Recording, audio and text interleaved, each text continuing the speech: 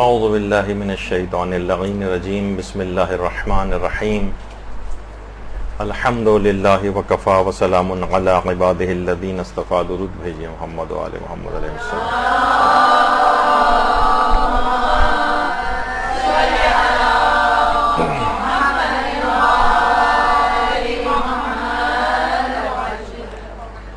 فقہ عزاداری کے سلسلے میں ہر سال اس موضوع کچھ نئے موضوعات پر ہماری گفتگو ہوتی ہے.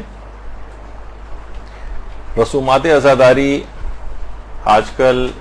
ایک بہت حساس موضوع بن گیا ہے، اور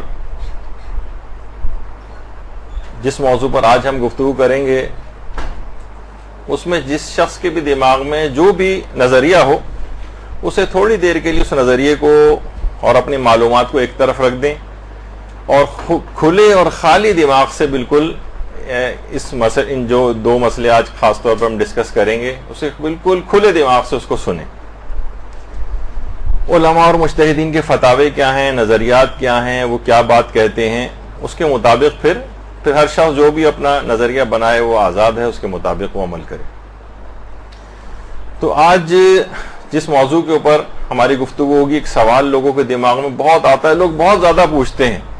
کہ کیا بچے کے سر پر مثلا کوئی ولی جو ہے اس کا باپ یا کوئی رشتہ دار وہ سر پہ کچھ قمع وغیرہ لگا سکتا ہے. خواتین ہیں ظاہر ہے وہ تو اس مسئلے میں تھوڑی سی سینسیٹیو بھی ہیں، بچوں کے معاملات میں انسان اور زیادہ سینسیٹیو ہو جاتا ہے. لیکن رسومات عزاداری کے سلسلے میں بعض فقہی مسائل کی حقیقت یہ کہ حساسیت بہت بڑھ گئی. اچھا، اور یہ حساسیت غیر ضروری بھی ہے. مقلدین اس میں آپس میں باہم دست و گریباں ہو گئے. علماء اور مجتہدین کے لیول پر ایسا کچھ نہیں ہے. مقلدین اپنی جہالت کی وجہ سے آپس میں دست و گریباں ہیں. ان کی آپس میں لڑائیاں، ایک دوسرے سے بات چیت بند، ایک دوسرے کو برا بھلا کہنا. خاص طور پر سوشل میڈیا جب سے لوگوں کی دسترس میں آیا ہے تو ایک دوسرے سے کھل کر اظہار براعت اور لڑائی جھگڑا وہ ہونے لگا. اچھا، جذباتی مقلدین جو ہیں وہ ایک اور ان کے ساتھ ایک مسئلہ یہ ہو گیا ہے کہ ہر شخص اپنے اپنے مرجع تقلید کے فتوے کو صحیح ثابت کرتا ہے اور دوسرے کے مرجع تقلید کے فتوے کو غلط ثابت کرتا ہے. بھائی تم اتنے ہی قابل تھے اگر کہ تم کسی مرجع تقلید کے فتوے کو غلط ثابت کرو تو تمہیں تو خود مرجع سے بھی اوپر ہونا چاہیے تھا. تو یہ ایک بہت ہی غلط ٹرینڈ ہو گیا ہے. مراجع کا اختلاف فتویٰ اگر آپ دیکھیں، فقہ کا مطالعہ کریں تو کون سے مسئلے ایسے ہیں کہ جس کے اندر ان کے اندر اختلاف نظر نہیں پایا جاتا ہے. لیکن اس کے باوجود یہی تمام مراجع کرام آپس میں کتنے شائستہ، کتنا ایک دوسرے کا احترام، کتنا ایک دوسرے کی عزت، کبھی کوئی نام لے کر کسی بھی طریقے سے ایک دوسرے کے خلاف کوئی بات نہیں کرتا ہے. تو اور ہر شخص اپنی رائے کا اظہار کرتا ہے. لیکن کیونکہ مقلدین حضرات ہیں، آپ نے دیکھا ہوگا نا جو کچے چاول ہوتے ہیں، جب تک چاول کچا ہوتا ہے بہت پتیلی میں سے کتنی شور کی آواز آ رہی ہوتی ہے، اور جب وہ واقعتاً پک جاتا ہے یعنی اس کا دم نکل جاتا ہے تو وہ خاموش ہو جاتا ہے. لیکن اب وہ کھانے کے بھی قابل ہوتا ہے، اس میں سے خوشبو بھی نکلنے لگتی. لیکن جب تک یہ کچا رہتا ہے شور بہت مچاتا ہے. تو اسی طریقے سے یہی تمام چیزیں ہمارے اس کے اندر بھی پائی جاتی ہیں کہ بہت سے مقلدین انہی کچے چاولوں کی طرح سے. پھر ایک مسئلہ یہ ہو گیا ہے کہ احادیث کی جانچ اور پرکھ یہ بہت سے مقلدین نے اپنے ہاتھ میں لے لی. یعنی یہ اجتہادی عمل وہ کہتے ہیں کہ یہ ہم بھی انجام دے سکتے ہیں، اور بعض اوقات وہ مراجع کی جو ماہرانہ رائے اور فتویٰ اس کو بھی بالکل نظر انداز کرتے ہیں کہ ماننا ہمارے لیے واجب تھوڑی ہے. ٹھیک ہے، فقہی احکام کے اندر یہ ہوگا، لیکن فقہی احکام کے مسئلوں کو بھی ان کے غلط ثابت کیا جاتا ہے. ایسے ہی ہے جیسے کہ مثلا کوئی قصائی اگر ہو اور وہ کہے کہ بھائی سرجن کی کوئی تقلید کرنا واجب تھوڑی ہے، اور میں بھی جو ہے سینکڑوں بکرے اب تک گرا چکا ہوں، اتنا تو چھری کاٹے کا تجربہ مجھ کو بھی ہو گیا، تو چھوٹا موٹا آپریشن تو میں بھی کر سکتا ہوں. تو اسی طریقے سے انٹرنیٹ پہ بہت سارے ٹامک ٹوئیاں مار کر کچھ افراد اپنے آپ کو اسکالرز بھی ظاہر کرنے لگے ہیں اور اس طرح سے اور مجتہدین کے فتووں کو غلط ثابت کرنا. اچھا پھر ایک اور بہت بڑا مسئلہ ہو گیا, میں آپ کے سامنے پیش کر رہا ہوں یہ چیزیں تاکہ آپ کو ایک اندازہ ہو جائے کہ اس مسئلے میں کتنی حساسیت ہو گئی ہے, کہ فتاوے کی مخالفت میں بہت سخت تند اور تیز الفاظ استعمال کیے جاتے ہیں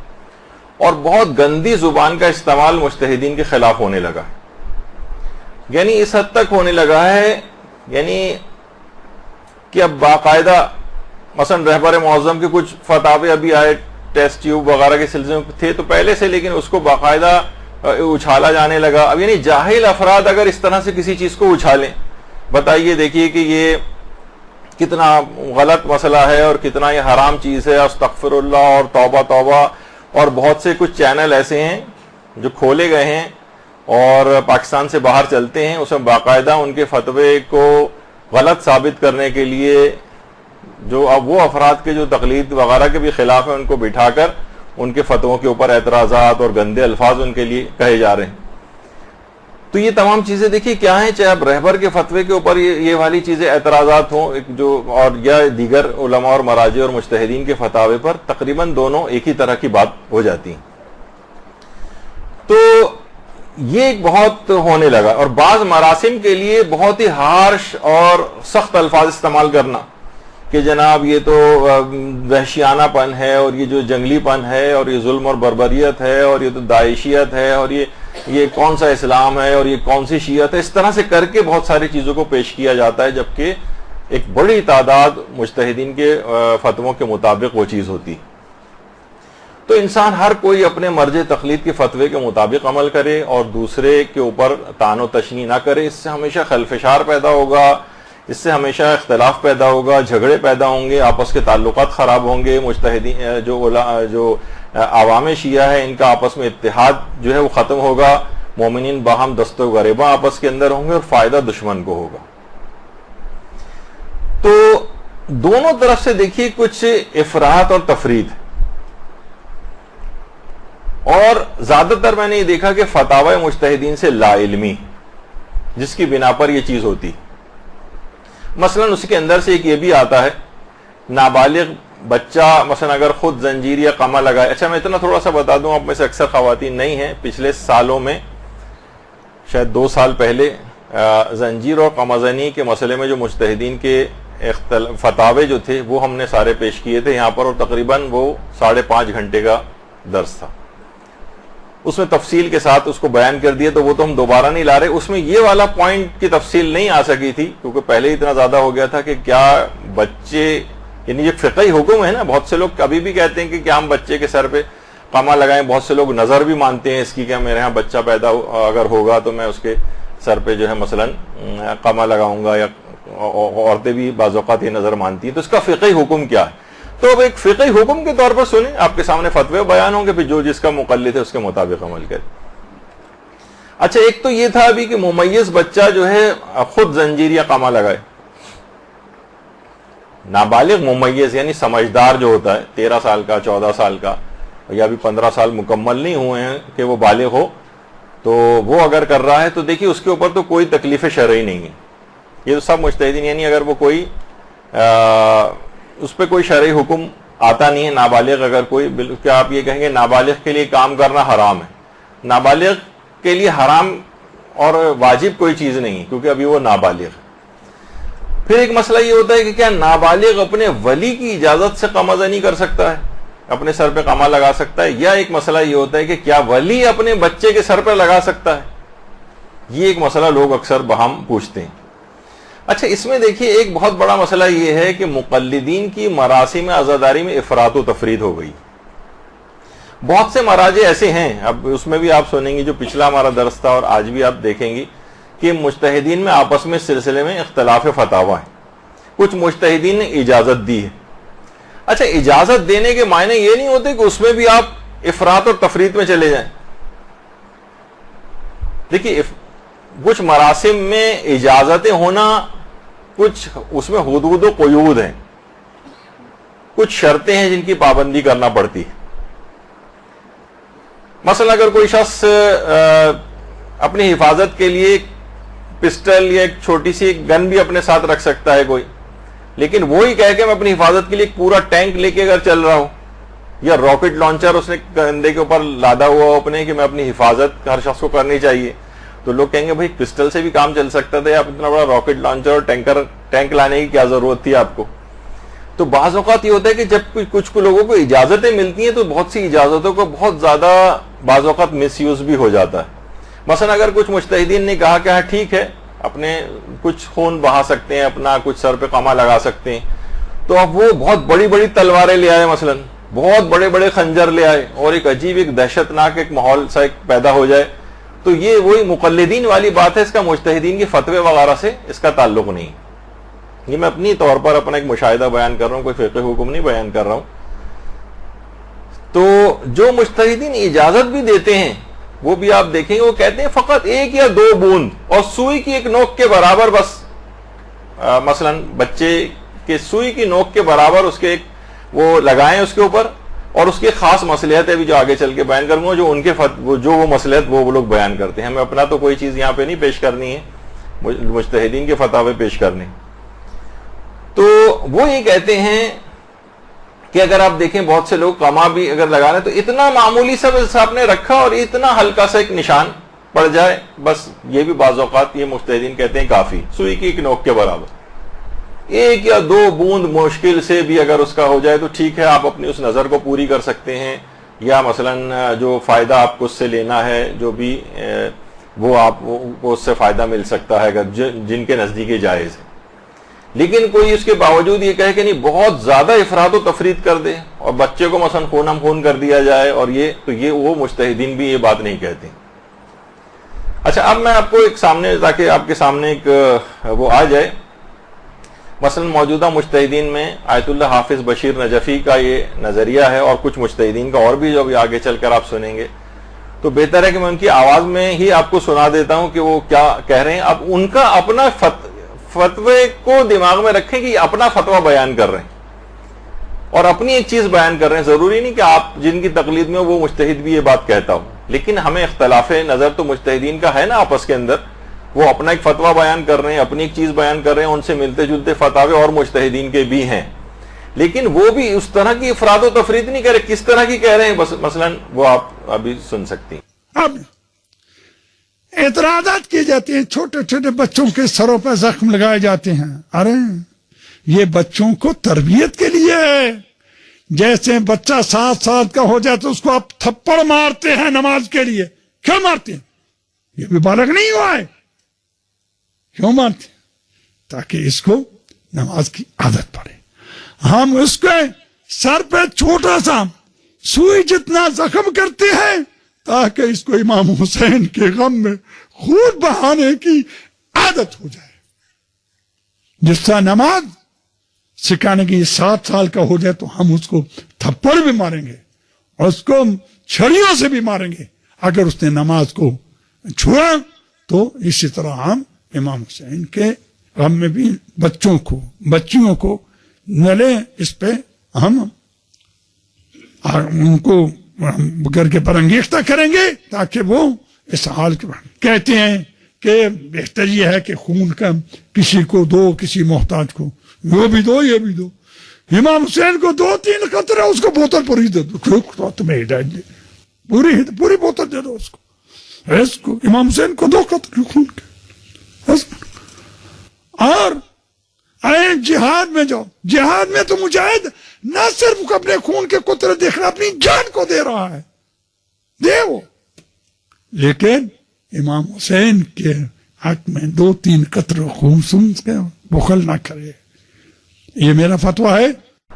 1-2 بوند بھی اگر نکل آئے تو کافی، اور ایک سوئی کی نوک کے برابر بھی اگر اس میں سوراخ کر دیا جائے، تھوڑا سا بس ایک کٹ لگا دیا جائے تو وہ چیز پوری ہو جاتی.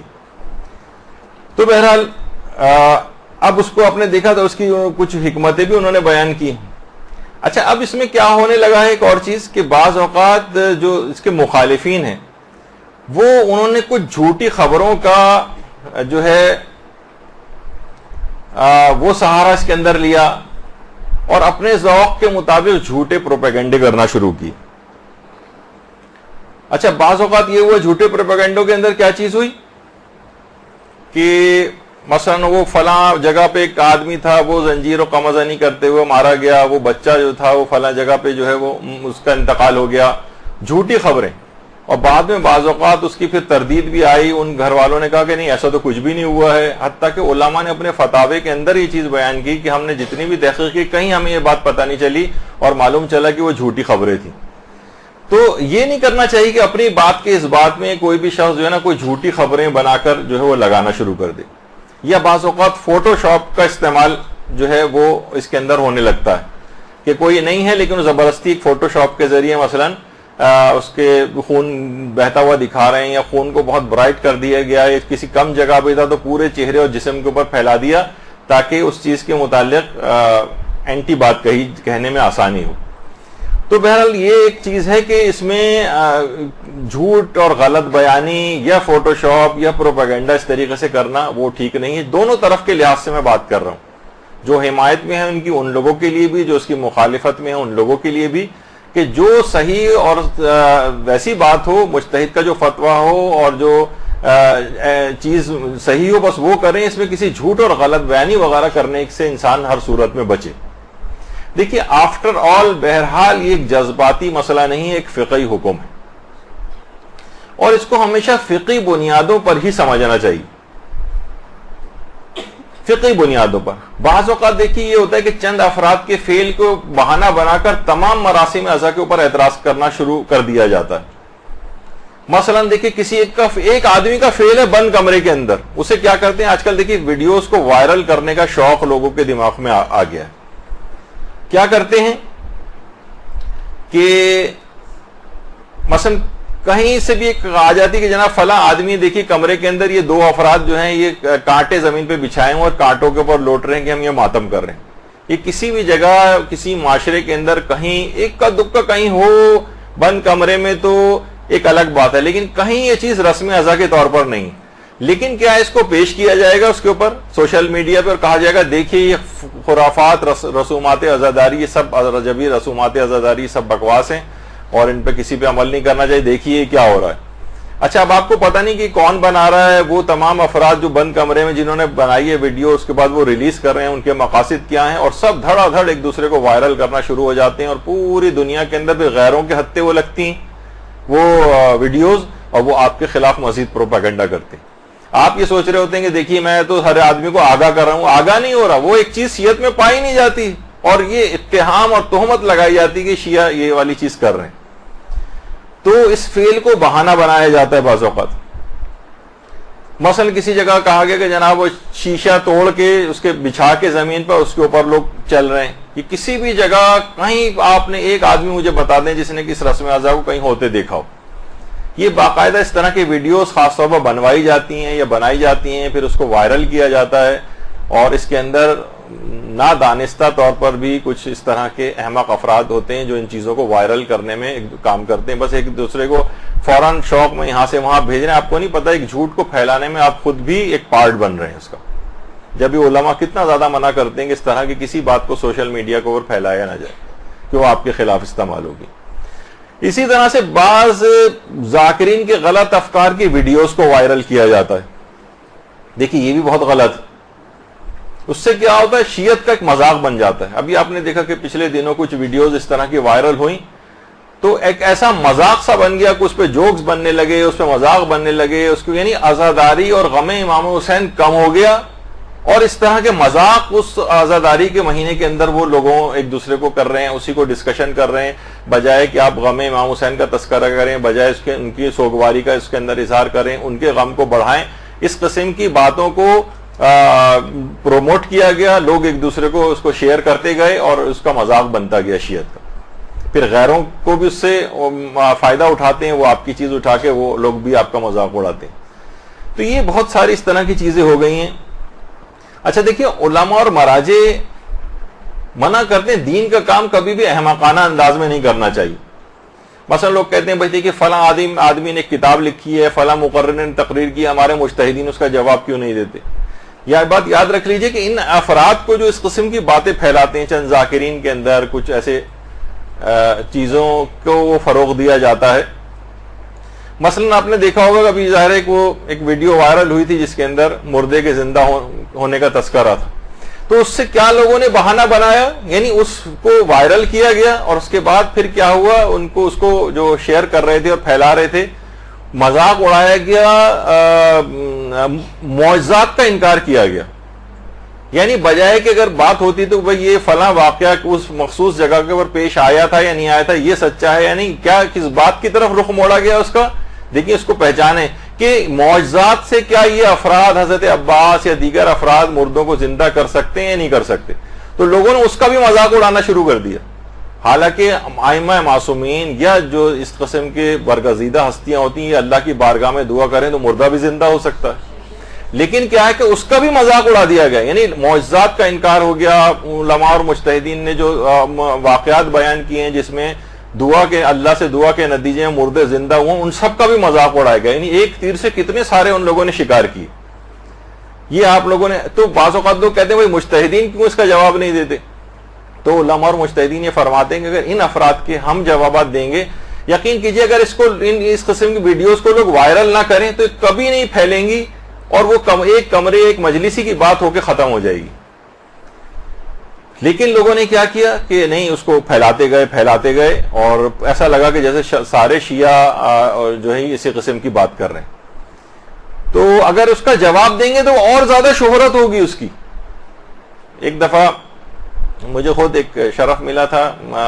مرحوم مولانا شیخ علی مدبر نجفی صاحب جو آیت اللہ سیستانی کے آیت اللہ خوئی کے بھی وکیل تھے، اور ایک دفعہ ایک شادی کی تقریب میں میرے پاس ہی بیٹھے ہوئے تھے تو انہوں نے بتانا شروع کیا کہ نجف میں ایک عالم نے ایک کتاب لکھی جس میں تمام مجتہدین کے فتووں کو اور باتوں کو غلط اپنے لحاظ سے اس نے ثابت کیا کہ دیکھیں ان کا یہ مسئلہ غلط، ان کا یہ مسئلہ غلط، فلاں مجتہد کا یہ مسئلہ غلط. وہ کتاب اس نے چھپوا بھی دی، اور نجف ہی میں کہہ رہے ہیں ہم لوگ اس زمانے میں طالب علم تھے اور اس کی کتاب کو اس وقت وہاں پہ بڑی شہرت ملی اور لوگ تقاضا ہی کر رہے تھے کہ مجتہدین اس کی کتاب کا جواب دیں. مجتہدین نے کہا نہیں، اگر ہم جواب نہیں دیں گے تو یہ کتاب یہیں کی یہیں ختم ہو جائے گی، اور جواب دیں گے تو یہ کتاب ہمیشہ کے لیے زندہ ہو جائے گی، جس کو نہیں بھی پڑھنا ہوگا نا وہ بھی اس کو پڑھے گا. دیکھیے ایک چیز ہوتی ہے شبہ سازی،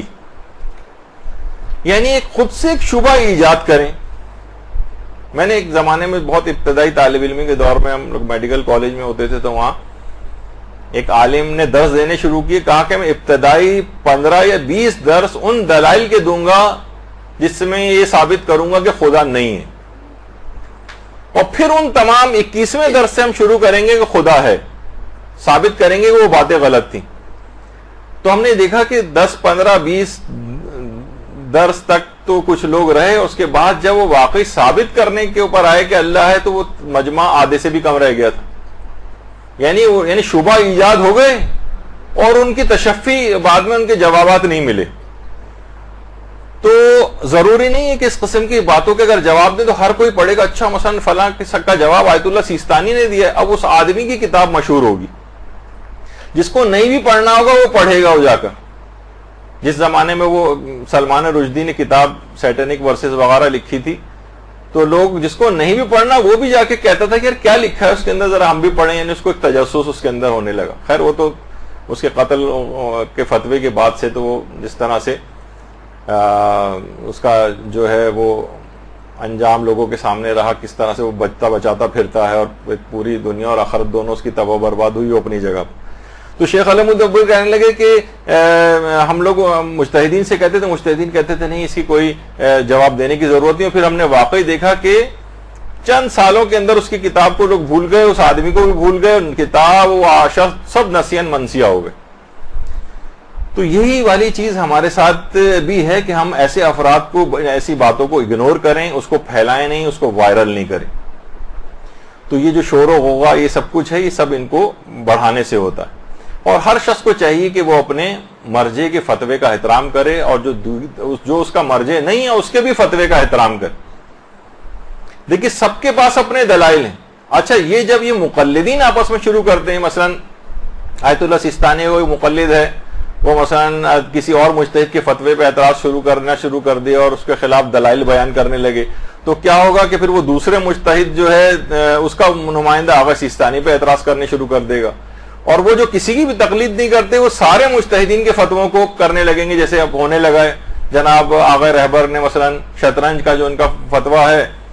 وہ بھی ایک خاص تناظر کے اندر ہے، شطرنج کو مطلقاً انہوں نے حلال نہیں کیا، اس معاشرے کے اندر جہاں جوئے کا کوئی تصور شطرنج کے ساتھ نہ رہے وہاں انہوں نے کہا ہے کہ اس کو کھیلنے کی اجازت ہے۔ لیکن وہ معاشرے اگر یہ نہیں کہا کہ شطرنج حلال ہے، نہیں، جب وہ جوئے کے حالات سے ہی خارج ہو گئی تو کہتے ہیں کہ پھر اس کی حرمت کا وہ حکم نہیں رہتا، اور ہر ایک کے پاس اپنے دلائل ہیں، امام خمینی کا بھی یہی نظریہ تھا مثلا۔ لیکن جس معاشرے کے اندر اب بھی یہ چیز ہے اور اب بھی آلات جوا میں شامل ہوتی ہے وہاں پر یہ اب بھی حرام رہے گی، تو انہوں نے یہ پیش کرنا شروع کر دیا، دیکھیے امام جو ہیں وہ تو شطرنج کی اتنی مذمت کر رہے ہیں اور یہ مجتہدین کو دیکھیے یہ کیا کر رہے ہیں کہ یہ ان کو حلال قرار دے رہے ہیں۔ مور حلال ہے، آیت اللہ سیستانی کا نظریہ، وہ کہتے ہیں دیکھیے فلاں فلاں روایت کے اندر تو مور امام نے حرام قرار دیے، یہ حلال قرار دے رہے ہیں۔ تو یہ مقلدین نے اس قسم کے کام اپنے ہاتھوں میں پکڑ لیے کہ ان کا فتویٰ صحیح ہے، ان کا فتویٰ غلط ہے۔ ہر مجتہد کے پاس اپنے فتوے کے دلائل ہوتے ہیں اور اس کا ہر مجتہد کے فتوے کا احترام کرنا ضروری ہے، خواہ وہ آپ کے اپنے مرجع تقلید کے فتوے کے برخلاف فتوی کیوں نہ ہو۔ اچھا، اب آ جائیے موضوع کے اوپر۔ یہ تو میں نے ایک مختصر سی تمہید باندھی جو شاید اختصار سے تھوڑی سی اور آگے بڑھ گئی، لیکن بہرحال یہ کہ اب آ جائیے اس مسئلے کے اوپر کہ کیا ولی اپنے بچے کے سر پر قامہ لگا سکتا ہے۔ اب دیکھیے خود اس مسئلے کے اندر کئی گروہ مجتہدین۔ پہلا گروہ ہے جو کہ قائلین حرمت ہے، جو یہ کہتا ہے کہ نہیں یہ کام نہیں ہو سکتا، ولی یہ کام نہیں کر سکتا، بچے کے سر پر ایسا کوئی کٹ نہیں لگا سکتا کہ جس سے خون نکلے۔ ان میں کون قائلین حرمت میں کون کون شامل ہیں؟ ان میں ایک آیت اللہ خامنئی رہبر معظم شامل ہے۔ وہ یہ فرماتے ہیں کہ نہیں، کوئی بھی شخص اپنے بچے، ولی بھی وہ تو خیر اصلاً دیکھا جائے تو خونی ماتم ہی کے رہبر خلاف ہیں، اور وہ بڑوں کے لیے بھی اور بچوں دونوں کے لیے اس کام کو ممنوع قرار دیتے ہیں۔ اور قائلین حرمت میں جو دوسرا نام ہے وہ آیت اللہ ناصر مکارم شیرازی کا، وہ بھی اس کو منع کرتے ہیں۔ اچھا، یہ ہو گیا ایک گروہ جو ان کے مقلدین یہ کام نہیں کر سکتے، بلکہ اگر کسی نے نظر اس طرح کی کسی عورت نے مانی اور وہ ان دونوں میں سے کسی کی تقلید ہو، ان دونوں مجتہدین کی میں سے کسی کی، تو اس کی وہ نظر جو ہے وہ باطل ہے، وہ اس کے اوپر عمل نہیں کر سکتی وہ عورت یا کوئی مرد اپنے بیٹے کے لیے۔ دوسرا ہے گروہ ہے قائلین سکوت، جو کہ اس مسئلے میں خاموش ہیں، ان کا اصلاً کوئی فتویٰ موجود نہیں۔ جیسے دماغ میں لوگوں کے آتا ہے کہ کیا نابالغ کے سر پر ولی قامہ لگا سکتا ہے، آیت اللہ سیستانی کا اس سلسلے میں کیا نظریہ ہے؟ تو اصلاً آیت اللہ سیستانی نے اس مسئلے میں، اس مسئلے کی حساسیت کی وجہ سے، اس کی بھی ہم ایک تفصیل بیان کر چکے ہیں قامہ زنی والے مسئلے میں، کہ وہ بالکل خاموش ہیں، ان کا کوئی فتویٰ اس سلسلے میں نہیں پایا جاتا۔ اچھا، ایک فتویٰ اگرچہ ان کے نام کے حوالے سے، ان کے ایک وکیل کے حوالے سے مشہور ہوا ہے کہ انہوں نے بھی منع کیا ہے، لیکن دیکھیے بتا دوں ایک بات کہ وکلاء جو ہیں مجتہدین کے، وہ فتویٰ بیان تو کر سکتے ہیں لیکن اپنی کوئی رائے الگ سے دینا، اگر وہ کوئی بیان کریں بھی تو ضروری نہیں کہ مجتہد کی بھی وہی رائے ہو۔ آپ یہ کہیں بھائی ان کے وکیل ہیں تو وکیل ہیں، ٹھیک ہے، وہ خمس جمع کرنے کے سلسلے میں وکالت ہے، کچھ اجازتیں ان کے پاس ایکسٹرا ہوتی ہیں، لیکن وہ ان کی طرف سے کوئی فقہی مسئلہ بنا نہیں سکتے۔ مثلا مجتہد کے ایک وکیل ہیں جو خود ہی قریب الاجتہاد ہیں، اور ہمارا بھی ان سے رابطہ رہتا ہے، یعنی کبھی ہم ان سے پوچھیں گے آغا اس میں آغا ذرا اس کا بتائیں کہ یہ فتویٰ اس سوال کا جواب کیا ہے، تو وہ اپنا جواب جو ہوتا ہے وہ بیان کرتے ہیں۔ پھر ہم ان سے پوچھتے ہیں کیا آغا سیستانی کا بھی یہی نظریہ ہے، تو وہ کہتے ہیں نہیں ان کا نظریہ یہ نہیں، ان کا یہ ہے، یا ان کا فتویٰ مجھے معلوم نہیں۔ یعنی بعض اوقات وہ اپنی رائے بھی کیونکہ خود قریب الاجتہاد ہیں یا شاید مجتہد ہو گئے ہوں تو وہ اپنی رائے بیان کر دیتے ہیں، جبکہ ہیں ان کے وکیل، تو وہ اصلاً آغا سیستانی کی رائے نہیں ہوتی۔ تو اس لحاظ سے ایک فتویٰ ان کے حوالے سے مشہور ہوا ہے لیکن وہ ثابت نہیں ہے، کیونکہ اصلاً آغا سیستانی نے اس مسئلے میں کبھی کوئی فتویٰ دیا ہی نہیں۔ تو یہ قائلین سکوت کہلاتے ہیں۔ اچھا، اتنا اور بتا دوں کہ جس مسئلے میں بھی آپ کا مجتہد جو ہے وہ خاموشی اختیار کرے اور فتویٰ نہ دے، تو اس مسئلے میں آپ علم میں دوسرے بڑے مجتہد کی بات بھی مان سکتے ہیں۔ آپ خود تحقیق کریں گے مثلا آغا سیستانی کے بعد علم میں دوسرا بڑا مجتہد کون ہے، پھر آپ اس مسئلے میں جس مسئلے میں مجتہد نے خاموشی اختیار کی ہوئی ہے اس میں پھر دوسرا بڑا مجتہد جو ہے اس کی بات بھی مانی جا سکتی. تو اس سلسلے میں یہ دماغ میں رہے.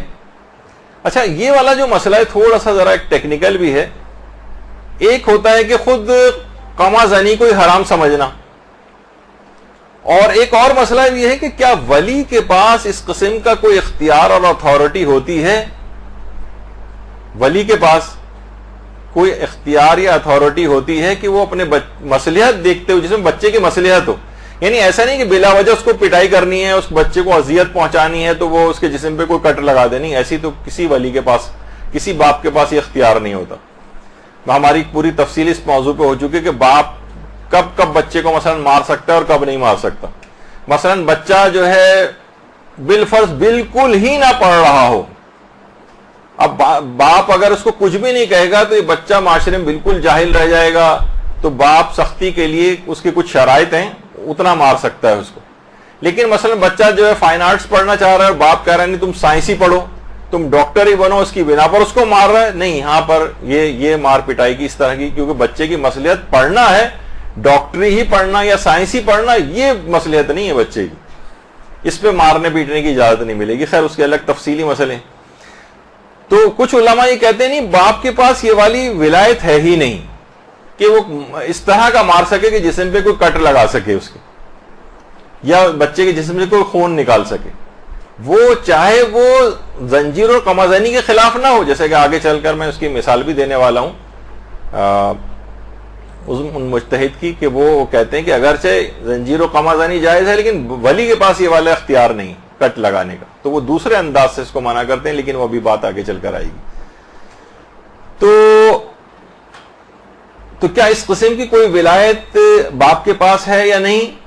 یہ خود ایک اختلافی موضوع ہے. کچھ علماء کہتے ہیں کہ ولی کے پاس اتنی اتھارٹی ہے کہ وہ بچے کی مصلحت دیکھتے ہوئے, دینی یا دنیاوی فائدہ دیکھتے ہوئے وہ اس اپنے اختیار کو استعمال کر سکتا ہے. اچھا یہ دو گروہ ہوئے. پہلا گروہ کیا تھا, جو منع کرتا تھا, بالکل حرام قرار دیتا ہے, ان میں دو مراجع مجتہدین کے نام آپ نے سن لیے. دوسرا گروہ خاموش ہے, یعنی جس نے اس میں کوئی فتویٰ نہیں دیا, اس میں آغا سیستانی شامل. اور تیسرا گروہ ہے قائلین جواز, وہ مجتہدین کہ جو کہ اس کو جائز سمجھتے ہیں شرائط کے مطابق, کہ ظاہر ہے کہ بہت زیادہ جسمانی ضرر کوئی واقع نہ ہو. مثلا خود آیت اللہ بہجت. اب اگر کوئی بھی لوگ, ابھی آپ جو نام سنیں گے اتنے بڑے بڑے مجتہدین کے, اگر آپ اس عمل کو اس طور پہ اس کو وائرل کریں گے کہ دیکھیے کیا وحشیت, کیا بربریت, کیا فلاں چیز, یہ سب کچھ ہو رہی ہے اور یہ کس قسم کے غلط فتوے دیے جا رہے ہیں, تو گویا آپ اب آیت اللہ بہجت کے بھی خلاف آپ اب ان تمام, میں سیریز پیش کر رہا ہوں آپ کے سامنے تاکہ ایک دوسرا رخ بھی آپ کے سامنے آ جائے کہ جب آپ اس قسم کی زبان استعمال کرتے ہیں تو اس کی زد میں کتنے مقدس مجتہدین اور علماء آ جاتے ہیں. آیت اللہ بہجت, آیت اللہ بہجت سے باقاعدہ آج بھی ان کی جو آفیشیل ویب سائٹ ہے اس پہ آپ جائیں, جو مرکز تنظیم و نشر آثار حضرت آیت اللہ بہجت کے نام سے بھی ہے, ان کی پوری آفیشیل ویب سائٹ ہے. اس میں احکام عزاداری میں نظر قمازدن بفرزند 1079 مسئلے کا نمبر ہے. اس میں یہی سوال پوچھا گیا ہے آغا بہجت سے کہ ایک شخص نے نظر کی کہ اگر خدا نے مجھ کو اولاد عطا فرمائی یا بیٹا مجھے عطا کیا تو میں ہر سال عاشورے پر اس کے سر پر قمع لگاؤں گا. کیا یہ نظر کرنا, ایسی نظر کرنا صحیح ہے؟ اور اگر یہ صحیح ہے تو اس کی پیدائش کے بعد اپنی اس نظر کو پورا کیا جا سکتا ہے؟ تو آغا آیت اللہ بہجت نے جواب دیا, تا اسر و حرجی نہ باشد بنظرش عمل کند, جب تک کہ شدید کوئی پریشانی کی بات نہ آ جائے, یعنی کوئی شدید مشکل و پریشانی, حرج جسے کہتے ہیں ناقابل تحمل کوئی ایسی بات آ جائے, ایسی اگر کوئی بات نہ ہو تو اس نظر پر عمل کرنا ضروری. مثلا بہت سے پری میچور بچے پیدا ہوتے ہیں, بہت سے ایسے ہوتے ہیں کہ جناب کوئی انفیکشن ان کو نہ ہو جائے, کٹ لگے گا, ہو سکتا ہے کوئی انفیکشن وغیرہ ہو جائے, تو اس موقع پر اس نظر کو پورا نہ کیا جائے گا. لیکن اگر ایسا کوئی مسئلہ مشکل والا نہیں ہے تو اس نظر پر عمل کرنا ضروری. اور علماء یہاں یہ بات بھی فرماتے ہیں کہ اس کا مطلب ہے کہ آیت اللہ بہجت قمع زنی کو بھی جائز سمجھتے تھے, کیونکہ نظر صرف اسی کام کی ہو سکتی ہے کہ جو کہ جائز ہو, بلکہ اسے راجع بھی ہونا چاہیے، یعنی شرعی لحاظ سے اس میں کوئی رجحان شرعی پایا جانا چاہیے۔ اس کا مطلب ہے کہ آیت اللہ بہجت اس بات کے بھی قائل تھے، آیت اللہ بہجت دینی اور دنیاوی مصلحت اگر بچے کی اگر ہے تو اس لحاظ سے اس ولایت کے بھی قائل تھے کہ ولی کو اتنا جسمانی اس کو مثلا کوئی کٹ لگانا ہے، اس کی بھی اجازت مل سکتی ہے اگر بچے کی اس کے اندر کوئی مصلحت پائی جا رہی، یعنی آغا اس بہجت کے اندر یہ دونوں باتیں تھیں، اس کام کو جائز بھی سمجھتے تھے اور ولی کے لحاظ سے بھی اس ولایت کے قائل تھے کہ وہ یہ بچے کے جسم پر قامزنی کر سکتا ہے، کیونکہ انہوں نے اپنے فتوے کے اندر باقاعدہ اس کو مینشن کیا۔ اچھا اتنا بات اور بتا دی جائے، ایک اور کتاب ہے ان کی البرہان القاطع، یہ آیت اللہ بہجت کے پوچھے گئے سوالات و جوابات جو ان کے فتاوے تھے اس پر مشتمل ایک کتاب ہے، اور عجوبۃ المسائل الشامیہ کے نام سے بھی ہے یہ، اور اس کے اندر انہوں نے عقائد کے سلسلے میں اور فقہی احکام جو ہیں وہ اس کے سوالوں کے جواب دیے، اور یہ ان کے اپنے ادارے نے یہ کتاب چھاپی، اور آیت اللہ بہجت کی اپنی زندگی میں یہ کتاب چھپی تھی۔ دیکھیے آیت اللہ بہجت کے حوالے سے ان کی سے باتیں جو چیز پیش کی جاتی ہیں ان میں بہت ساری باتیں غیر معتبر بھی ہیں، یعنی پھیلائی گئی ہیں کہ آیت اللہ بہجت نے کہا جبکہ اس کا کوئی ویسا ریفرنس نہیں ہوتا۔ بعض اوقات اتنی زیادہ وہ چیز اس کے اوپر موجود ہوتی ہے کہ مثلا ہم بیان کرنے والے یا تحقیق کرنے والے بھی بہت سارے اور جو افراد ہیں وہ بھی دھوکہ کھا جاتے ہیں۔ مثلا ایک دفعہ ایک درس ہوا تھا، میں اس کا بھی بیان کر دوں کہ مثلا میں نے خود ہی کسی درس میں بیان کیا تھا کہ آیت اللہ بہجت کے قرآن جو ان کے زیر استعمال تھا اس کے حاشیے میں فلاں جملہ لکھا ہوا تھا، امام زمانہ کے لحاظ سے ایک بات اس کے اندر کی گئی تھی۔ درود بھیجیے محمد علیہ محمد۔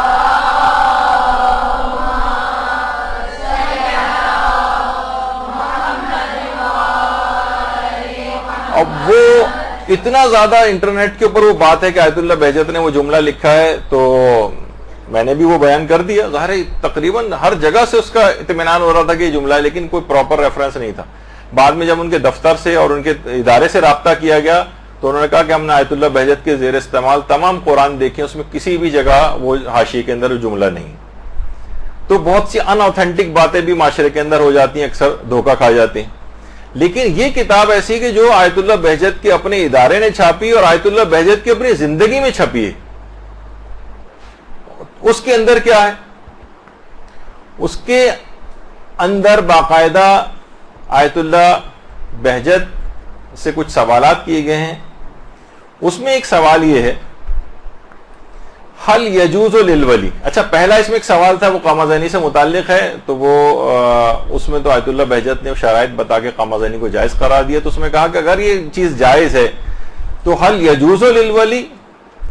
ضرب طفلہ الصغیر کذالک بنفسہ او بتقدیمہ للغیر لیفعل بہ ذلک، اگر یہ کام جائز ہے قامزنی تو کیا ولی کے لیے اپنے چھوٹے بچے کے سر پر خود قامہ لگانا کیا یہ جائز ہے، یا یہ کہ کوئی اور شخص لگائے، کسی اور کے ہاتھ سے یہ والا کام عمل انجام دلوایا جائے، کیا یہ چیز جائز ہے؟ تو آیت اللہ بہجت نے جواب دیا اس کتاب کے اندر، یجوز ذالک ما یرویا صلاحہ فی الدنیا والآخرہ کما یجوز الاحتجام بہ مع عدم الضرر والاکراہ، یہ چیز جائز ہے اگر ولی یہ دیکھ رہا ہے کہ اس کے اندر اس کی دنیا اور آخرت کی کوئی صلاح ہے، جس طریقے سے حجامہ جو ہوتا ہے کما یجوز الاحتجام، یعنی جس طریقے سے حجامہ وہ کپنگ وغیرہ جو آج کل ایک طریقہ ہے نا حجامہ جس میں خون نکالا جاتا ہے، بس یہ ہے کہ کوئی بچے کو کوئی نقصان نہیں ہونا چاہیے، یعنی ہو سکتا ہے کہ آپ نے اتنا زیادہ اس کا خون نکال دیا، غلط کوئی چیز طریقے سے نکال دیا، زنگ آلود مثلا چھری تھی، اس سے کوئی نقصان نہیں ہونا چاہیے اس کو، تو پھر انہوں نے کہا کہ اس طریقے سے حجامہ جائز ہے، اسی طریقے سے دنیا اور آخرت کی کوئی صلاح ہو تو یہ بھی جائز ہے۔ اچھا اسی طریقے سے مثلا آیت اللہ حافظ بشیر نجفی،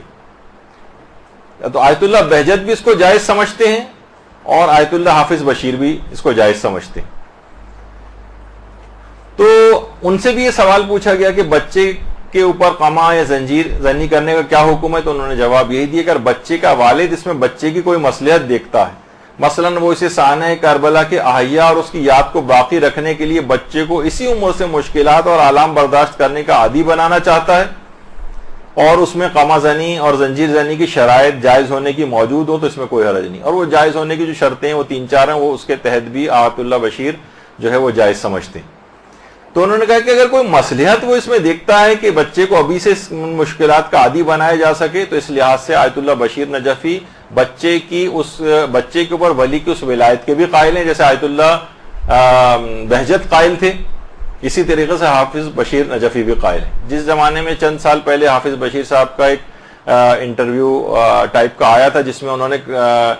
جائز قرار دیا تھا، تو بہت سارے اہل علم افراد نے بھی ان پر یہ اعتراض کیا کہ یہ تو بالکل نئی بات لے کے آئے ہیں، ولی کے پاس تو یہ والا اختیار اور اتھارٹی ہوتا ہی نہیں کہ بچے کے جسم پہ کوئی کٹ لگا سکے،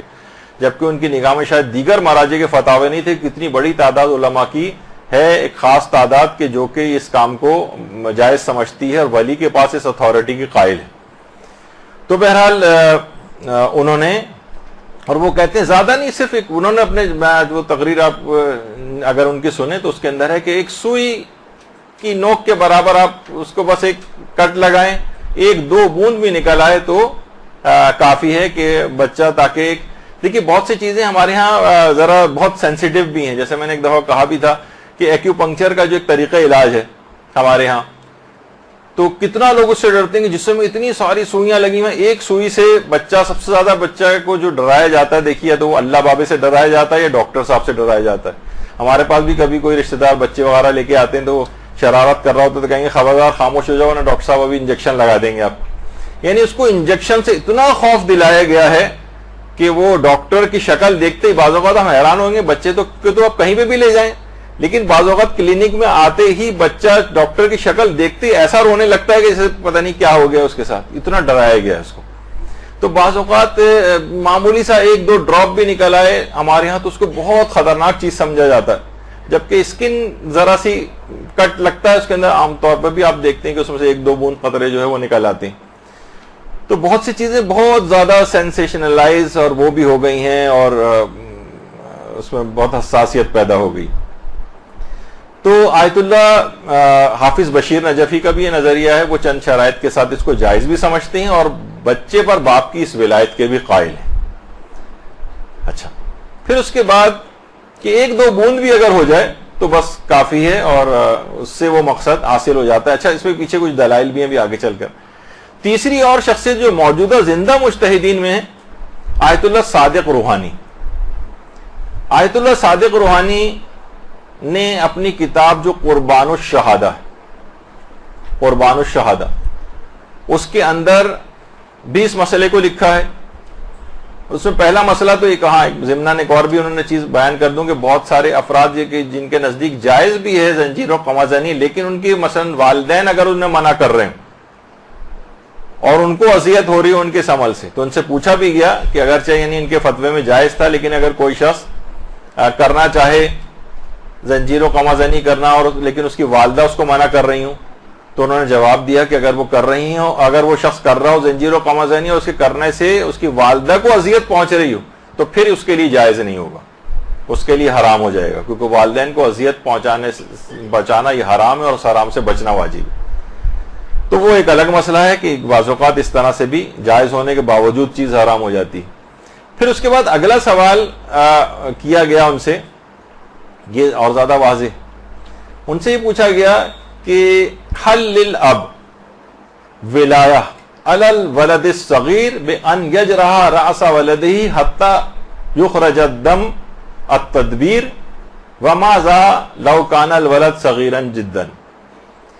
یعنی کیا باپ کو اس بات کی ولایت ہے کہ وہ چھوٹے بچے کے سر پر جراحت کر سکے یہاں تک کہ خون نکل آئے، جسے تدبیر کہتے ہیں، یعنی خونی ماتم وغیرہ قما وغیرہ لگانا، خاص طور پر جبکہ بچہ بہت چھوٹا ہو۔ تو ان کا تو نظریہ یہ ہے آیت اللہ صادق روحانی کا، تدبیر الآباء لابنائہم، باپ کی بیٹے کے اوپر قما لگانا زائدن علی جوازہ، جائز سے بھی زیادہ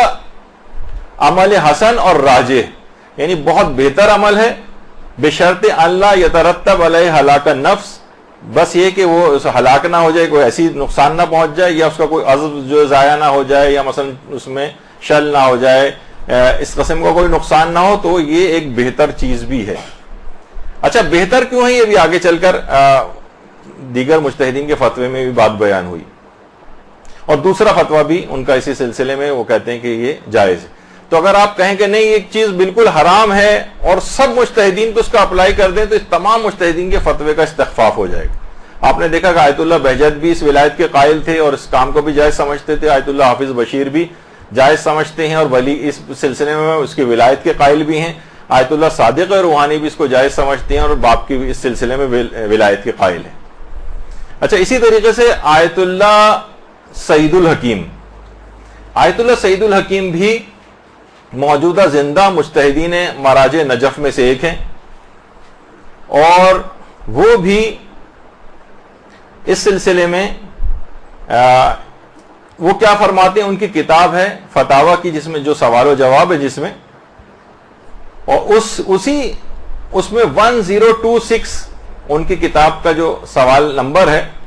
اس میں بھی ان سے یہ بات پوچھی کہ حل للاب ولایت علی الولد الصغیر بان یجرح راس ولدہ حتی خروج الدم التدبیر فی الیوم العاشر من المحرم وما ذا لو کان الولد صغیرا جدا واذا کان ذلک غیر جائز افیدونا بالدلیل۔ یعنی ان سے پوچھا گیا کہ بچہ اگر بہت چھوٹا ہے تو کیا باپ اس کے سر پر 10 محرم کے روز کمال جو ہے وہ لگا سکتا ہے،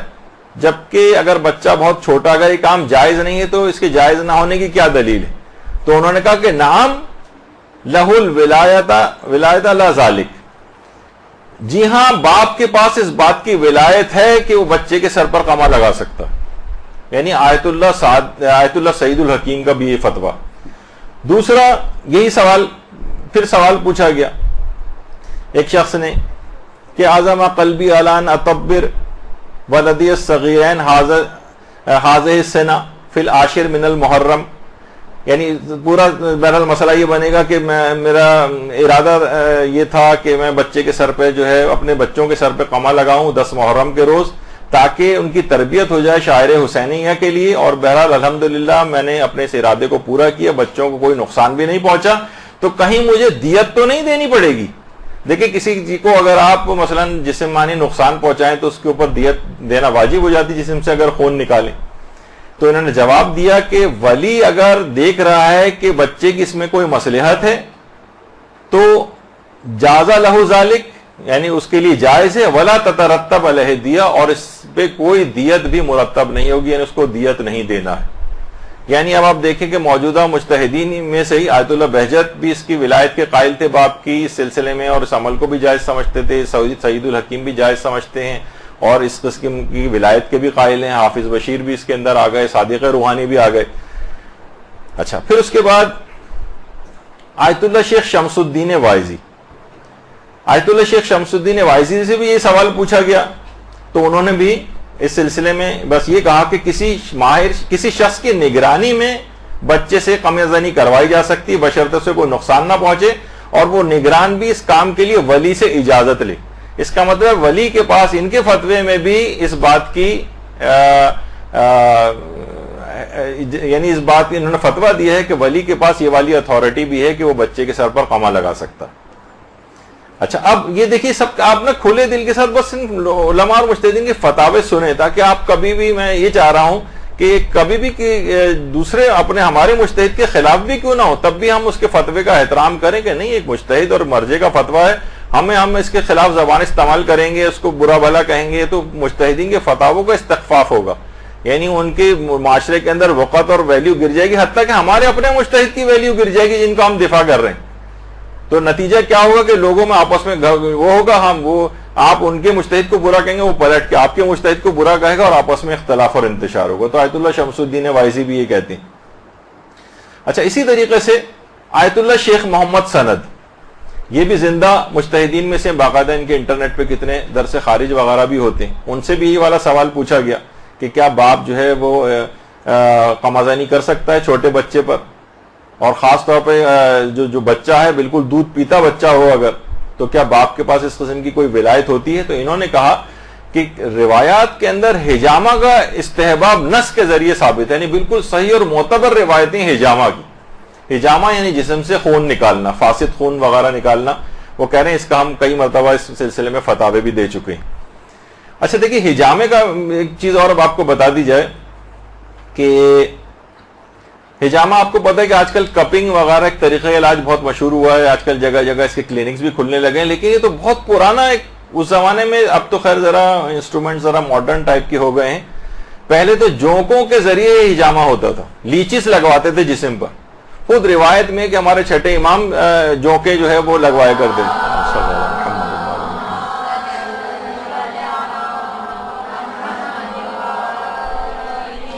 دیکھیے ہر حجامہ یعنی جسم سے خون نکالنا، علماء نے کہا ہے کہ یہ بالکل ایک ویسا طریقہ ہے جو کہ پیغمبر سے بھی ثابت ہے، معصومین سے بھی ثابت ہے، اور اس سلسلے میں معتبر روایتیں آئی ہیں. پہلے ظاہر ہے جس زمانے میں سب آلات ایجاد نہیں ہوتے تو جونکوں کا استعمال کیا جاتا تھا. اب جو ہے اس کے لیے الگ کپنگ کے انسٹرومنٹس باقاعدہ جو ہیں وہ آ گئے.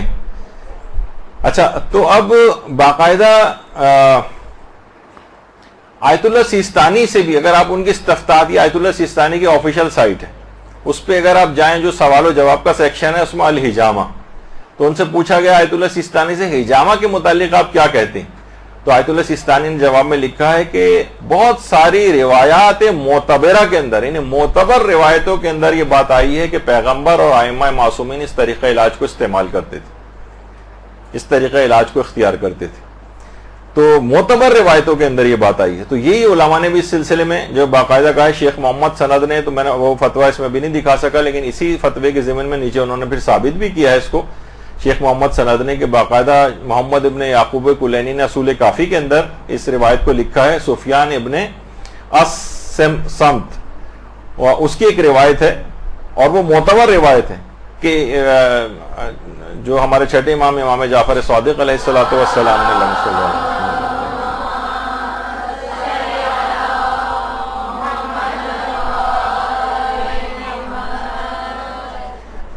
فرمایا کہ ہر 4 مہینے کے بعد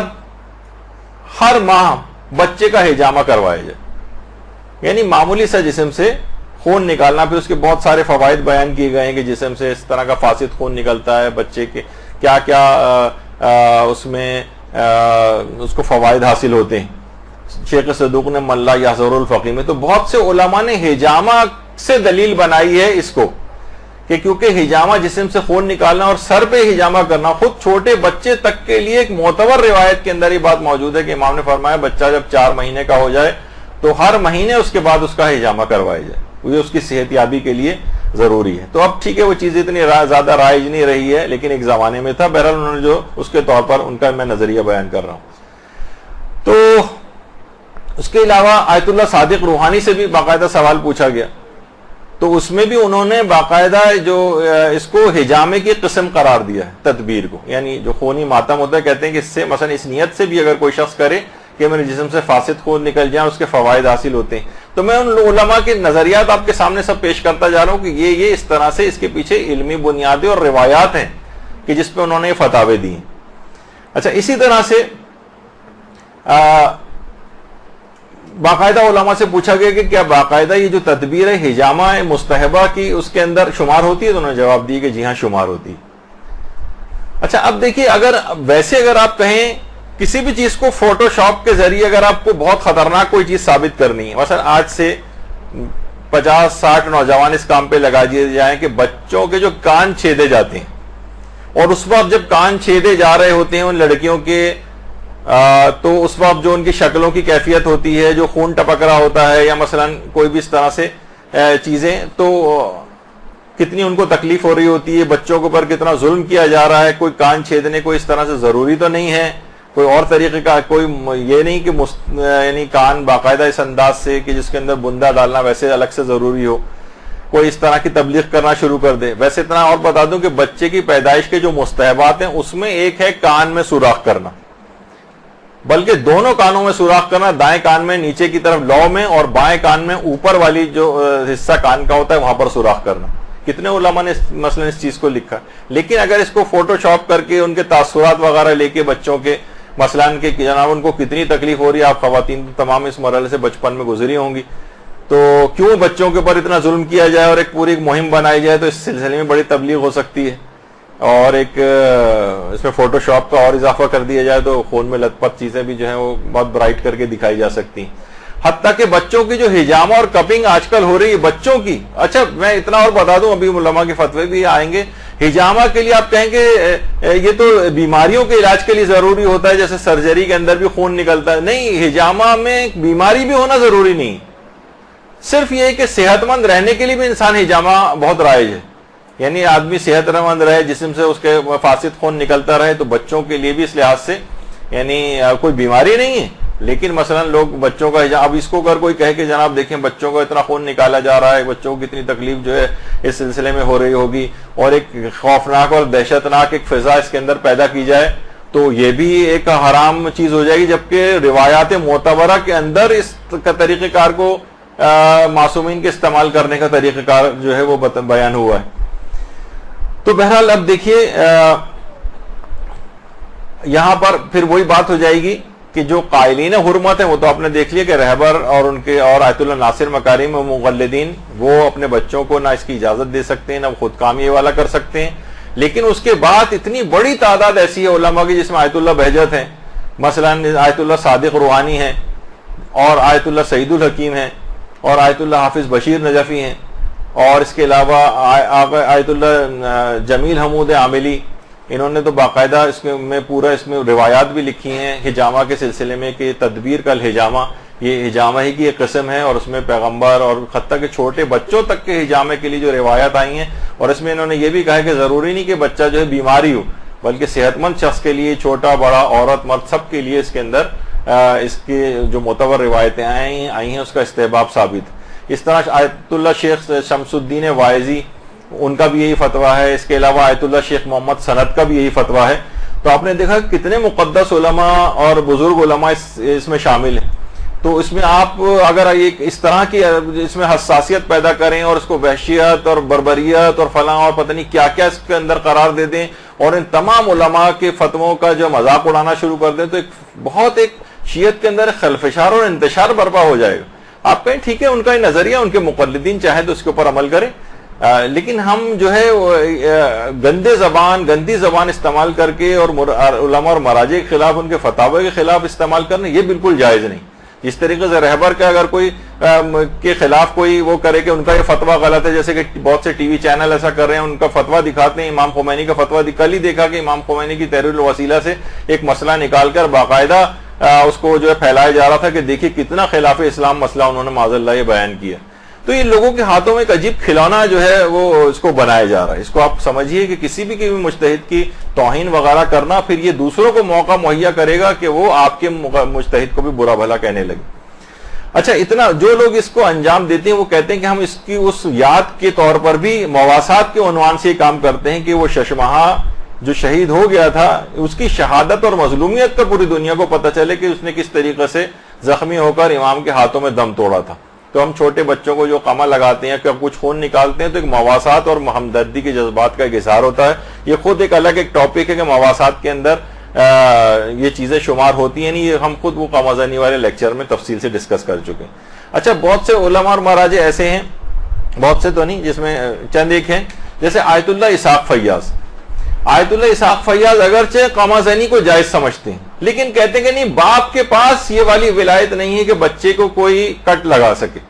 یعنی وہ مسئلہ ایک الگ ہے اور یہ والا مسئلہ ایک بالکل الگ ہے. جب بھی میں نے کہا کہ اس میں دو مسئلے الگ الگ ہو جاتے ہیں، تو وہ کہتے ہیں کہ نہیں، باپ کے پاس اصلاً یہ ولایت نہیں ہے قمازانی اور اس سے ہٹ کر، ورنہ کوئی شخص خود کرنا چاہے تو وہ کہتے ہیں کہ جائز ہے. بلکہ ان کا جو فتویٰ ہے وہ تو یہ کہتے ہیں کہ التدبیر حزناً و جزاءً علی الحسین جائز و امر محبوب.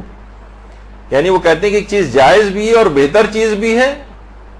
شرط صرف یہ ہے کہ اللہ یکون فیہ ضرر معتد بہ، سوائے کہ کوئی شدید نقصان نہ پہنچے اس سے. تو وہ اگرچہ اس کے جائز اور پسندیدہ ہونے کے بھی قائل ہیں، لیکن کہتے ہیں کہ ولی اپنے بچے کے سر پر قامہ نہیں لگا سکتا. آیت اللہ اسحاق فیاض. تو بہرحال یہ دو الگ مسئلے، ان کو آپس میں بعض اوقات ملا دیا جاتا ہے. تو یہ ایک دماغ میں یہ چیز رہنی چاہیے. کہ اس سلسلے میں علماء کے فتاوے الگ ہیں. اب جو رہبر کی اور آیت اللہ ناصر مکارم شیرازی کی تقلید میں ہو وہ اس کام سے باز رہیں